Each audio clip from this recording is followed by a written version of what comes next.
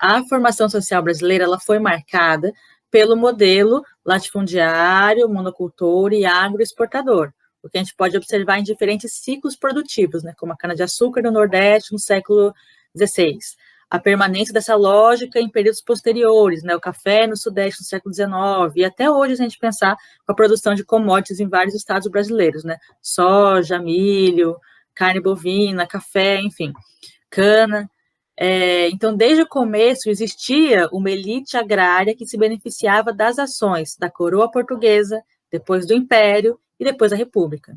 Claro que o que constituía esse benefício mudou com o tempo, mas a questão é que, entendendo esse passado, mas não somente isso, né, mas principalmente isso, a gente pode entender hoje o papel do agronegócio, por exemplo, né, e as benesses oferecidas pelo Estado aos ruralistas também. Mas, enfim, o trabalho, ao longo desses 300 e poucos anos de história desse país, era executado por pessoas escravizadas, né? Então, teve uma escravização indígena no começo da invasão portuguesa, mas depois foram escravizados principalmente negros, né, os africanos. Os negros, então, homens e mulheres, eram capturados e levados para diversos países e vendidos como mercadoria. Eles trabalhavam nos latifúndios brasileiros, no que a gente chamou de sistema de plantation, né? Para efetivar as produções agrícolas, era necessário, então, uma vasta mão de obra. E o trabalho escravo representava um baixíssimo custo de produção, já que os trabalhadores eram cativos, né, eram presos, não recebendo nenhum pagamento pelo seu trabalho. Então, não tinha custo, né? O único custo que tinha era a compra daquele escravo que era visto como uma mercadoria, né? Então, toda a opulência da produção açucareira no Brasil e depois cafeeira, e também durante o ciclo da mineração, é produto de trabalho escravo. Além do trabalho, esse trabalho produtivo, você também tinha um trabalho doméstico, um trabalho reprodutivo, realizado por mulheres negras escravizadas. Então, nas casas, as escravas faziam serviço doméstico, amamentavam os filhos das sinhás, satisfaziam ali os desejos dos senhores, né? Isso quer dizer que elas eram estupradas, né? Os filhos dos escravos pequenos, né, faziam pequenos trabalhos ali, ou serviam até de brinquedo dos senhorzinhos, né? Então, tanto na esfera produtiva quanto reprodutiva, quem fazia o trabalho eram os negros escravizados. A gente pode pensar na questão de gênero interseccionada aqui desde agora, né, com a questão racial. No caso das mulheres, existia um tipo de opressão, dominação e exploração diferente entre as mulheres brancas e as negras escravizadas, uma vez que as negras eram objeto ali de sexualização. Então, enquanto a mulher branca ficava ali dentro de casa, encastelada, era ensinada a ser uma boa esposa, controlada também, inclusive, pela moral, né, da igreja, inclusive, a mulher negra era vista como um objeto sexual ali, né, de satisfação do homem branco. Claro que a mulher branca, de alguma forma, também era vista como um objeto, né, porque ela era usada ali para compor o padrão de família patriarcal daquele momento, né? Então, essa mulher era um objeto usado para ficar do lado do homem, né? Mas o que a gente tem que ter a dimensão é da diferença de opressão sofrida nesse período entre as mulheres brancas e negras. E isso ajuda a entender, inclusive, as diferenças de opressão sofridas por elas até hoje, né? Por isso que é sempre bom a gente pensar nessa intersecção entre raça e gênero também. Enfim, depois de 300 anos desse jeito, em 1850, se cria a Lei Eusébio de Queiroz. Em 1871, se promulga a Lei do Ventre Livre, em 1885, a Lei do Sexagenário, e depois, em 88, a abolição do regime escravocrata. A abolição resultou de pressões internas também, mas principalmente externas. E aí a gente pode problematizar alguns elementos dessas leis, né? Então, claro, você tinha movimentos internos no Brasil, abolicionistas, várias rebeliões, revoltas de escravos grandes também, então a revolta dos malês, balaiada, que criava uma pressão interna também pela abolição. Mas tinha essa pressão internacional muito grande, que era pautada em disputas econômicas, né? Então, as legislações feitas dentro do país estavam respondendo a pressões também externas, né? Então, as demais legislações, além do fim do tráfico de escravos, né, do tráfico negreiro, por exemplo, a lei do ventre livre, a lei do sexagenário, né, serviam ali como anúncios para a Grã-Bretanha de que o Brasil estava de acordo, então, com aqueles preceitos abolicionistas, né, porque na prática, pensando bem, a lei do sexagenário, então os escravos são libertos depois dos 60 anos, mas a expectativa de vida de um escravo naquela época era no máximo 40 anos, então é uma lei puramente simbólica, né. Ou a lei do ventre livre, também tinha suas limitações, porque, bom, recém-nascido agora está livre, mas como é que um recém-nascido vai reivindicar sua liberdade? Ele vai sair engatinhando, sou livre, meu Deus do céu? Não vai, né? Então a criança tem que ficar lá com a mãe, que ainda é escravizada, até conseguir, enfim, crescer e ir embora, né? Então também era uma lei bem simbólica, né? E lá em 88, 1888, que tem a abolição completa do regime escravocrata no Brasil, né?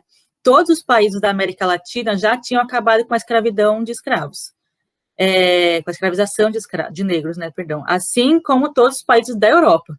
Então, o Brasil foi um dos últimos países do mundo a acabar com o regime escravocrata, né? Agora, o que vocês acham que isso quer dizer em termos de pensamento social? Naquele período e hoje também, né? Como que esse pensamento de raiz escravocrata aparece ainda hoje, né? Uma outra legislação que foi importante é a Lei de Terras, de 1850, que ela foi, inclusive, bom, antes da abolição, e foi promulgada 15 dias depois da lei do fim do tráfico de escravos. Essa lei foi decisiva para manter os privilégios da elite agrária branca e para garantir a submissão ao poder dessa elite, submissão de escravos libertos, de imigrantes, de qualquer homem livre, na verdade, que não fosse um grande proprietário, né? Então, até a promulgação da Lei de Terras, as terras sem proprietário estavam disponíveis para uso. Então, escravos aforreados, imigrantes e outros homens livres poderiam acessar pedaços de terra para plantio de subsistência, para moradia, né? Com essa lei, as terras livres que não tinham dono passam a ser tidas como devolutas, ou seja, passam a pertencer ao Estado. Então, não era só você, bom, tem uma terra aqui que ninguém está usando, vou chegar e vou produzir nela e ela vai ser minha. A aquisição dessas terras devolutas, elas têm que ser por meio de compra, ou seja, poceiros, ex-escravos, imigrantes precisariam necessariamente trabalhar em algum lugar para acumular algum capital e assim adquirir terra. Então, você produziu um cenário em que o acesso à terra passou a se dar diante da oferta compulsória de trabalho, né? A terra ela se torna uma mercadoria ali. E quem fala exatamente sobre isso, a terra como mercadoria, é um autor que chama José de Souza Martins. Então, ele fala, quando o trabalho é cativo, quando o trabalho é preso, a terra é livre. Mas quando o trabalho é livre, a terra se torna cativa, a terra se torna presa. Para você acessar a terra não é mais livre, né? Então, com a lei de terras, ela se tornou um instrumento jurídico que garantia a dependência do ex-escravo com os grandes fazendeiros, assim como de qualquer um que quisesse, na verdade, um pedaço de terra, né? Porque quem podia comprar terra? Quem tinha dinheiro. E quem tinha dinheiro? Os fazendeiros. Quem não tinha dinheiro? Os ex-escravos, imigrantes, homens livres, que eram empobrecidos também, né? E como que eles poderiam ter dinheiro?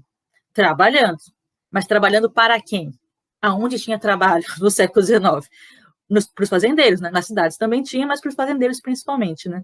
Então, o único meio de sobrevivência fora dessa esfera de dominação do grande proprietário seria adquirindo sua própria terra para subsistência. Acontece que a lei de terras evita justamente isso, né? Cria uma situação de completa necessidade da venda da força de trabalho. Ou seja, o Estado legislou ali favorecendo uma classe específica. A gente tem alguns abolicionistas que vão chamar atenção para a necessidade da reforma agrária como um meio também de incluir os escravos libertos na sociedade. Então, a gente tem o Rebouças, por exemplo, que propôs uma reforma agrária que colocaria o fim no latifúndio, basicamente, né? Coisa que, inclusive, entrou no programa do Partido Liberal daquela época ali, em 1888. Mas isso foi veementemente criticado pela elite agrária, obviamente, e o tema sequer entrou na Constituição de 1891. Né? Então, já tinha uma questão agrária se formando ali, né? A lei de terras, ela garantia a manutenção do poder dos grandes fazendeiros, homens brancos, com a concentração de terra nas mãos deles, né? Então, ali você tinha o Estado legislando para uma classe, e quando o Estado legisla a favor de uma classe, isso quer dizer que ele favorece não só os benefícios econômicos dessa classe, mas também todos os padrões culturais carregados por essa classe, que é racismo, patriarcado, machismo, isso são elementos estruturais da sociedade brasileira.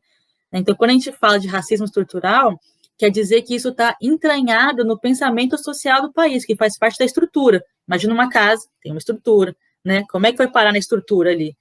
Justamente porque a formação do país, desde sempre, desde o começo, trazia isso, trazia o racismo, trazia o patriarcado, trazia o negro como indigno, trazia o negro como sem direitos, como criminoso, trazia a mulher como dominada, como submetida aos mandos do homem, né? Então, enfim, o que a gente pode entender é que o Estado teve esse papel importante na manutenção ali do desenvolvimento, manutenção e desenvolvimento do racismo e do patriarcado naquele período, né? Mas também o que a gente pode pensar sobre o comportamento do Estado em relação a esses temas hoje, né? Tem um outro autor que chama José Murilo de Carvalho. Ele afirma que entre 1822 e 1930, ou seja, já com o país independente, como império e depois como república, não se efetivou de fato um projeto de cidadania no Brasil, já que nenhuma sociedade em que convivesse a grande propriedade e a escravidão não haveria possibilidade de formação de cidadãos, né? Então, o fim do regime escravocrata incluiu os ex-escravos aos direitos civis, né? Então, você é livre agora. Mas, apesar da liberdade, esses ex-escravos não foram, de fato, incorporados à sociedade. Assim, a liberdade não levou necessariamente à resolução de problemas sociais, né? Enfim, um outro autor, que é o Florestan Fernandes, tem um livro bem importante, que chama A Integração do Negro na Sociedade de Classes. Ele parte ali, então, do momento da abolição do regime escravocrata e do desenvolvimento das relações de produção capitalista para mostrar como o negro não conseguiu usufruir de igualdade de condições para participar efetivamente da sociedade capitalista em desenvolvimento ali, né? Então, a situação de miséria social que o negro vivia no começo do século XX, que nem faz tanto tempo assim, né, foi resultado de uma construção social e relações produtivas de trabalho pautadas em lógicas raciais, né? Então, partindo da hipótese que a formação da sociedade capitalista e a expansão urbana da cidade foram dois processos históricos concomitantes, né? Então, enquanto o capitalismo se desenvolvia no Brasil, você tinha também a cidade se formando. O negro ele não pôde de imediato se integrar ao processo que se formava na cidade, né? Justamente porque os brancos mantiveram na sociedade capitalista os padrões de grupo étnico dominante da sociedade escravagista, né? Então, mesmo que acabou a escravidão, quem está no poder são as mesmas pessoas, são os mesmos grupos sociais, né?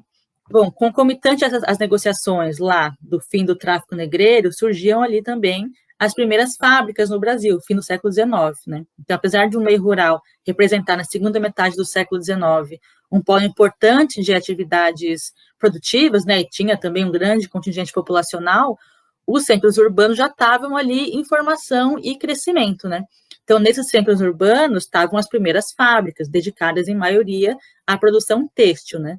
Eu estou falando especificamente sobre uma realidade do Sudeste brasileiro, né? Os processos de industrialização e formação urbana em outras regiões do país, no Centro-Oeste, no Norte, aconteceram em outros períodos também por outros processos que, enfim, eu não vou falar agora porque nem dá, né? Não dá tempo. Mas, enfim, como o Florestan Fernandes sinalizou, depois da libertação, já no começo do século XX, os escravos livres nem sempre eram absorvidos no trabalho industrial. E, quando eram, assim como os operários estrangeiros, né, o salário não é calculado de acordo com o que eles precisavam para viver, de uma forma digna, e sim por uma lei de oferta e procura capitalista. Então, os valores pagos aos operários brasileiros no começo do século XX eram muito, muito baixos, né? E aqui, as mulheres pobres trabalhavam também, né? Naquele período, começo do século XX, não era muito bem visto que as mulheres trabalhassem, nem estudassem, né? O estudo da mulher era bem orientado para várias coisas, menos para a profissionalização. Então, se por um lado, naquele período, você tinha uma lógica de que a mulher deveria ficar em casa, então, quem eram as mulheres que estavam trabalhando fora, né? Aqui a gente percebe de novo a intersecção. A gente não deve, né, não deve ver só o gênero ou só raça, e também não deve nem ver só raça e gênero, deve ver também classe, como é que esses elementos todos estão se articulando, né?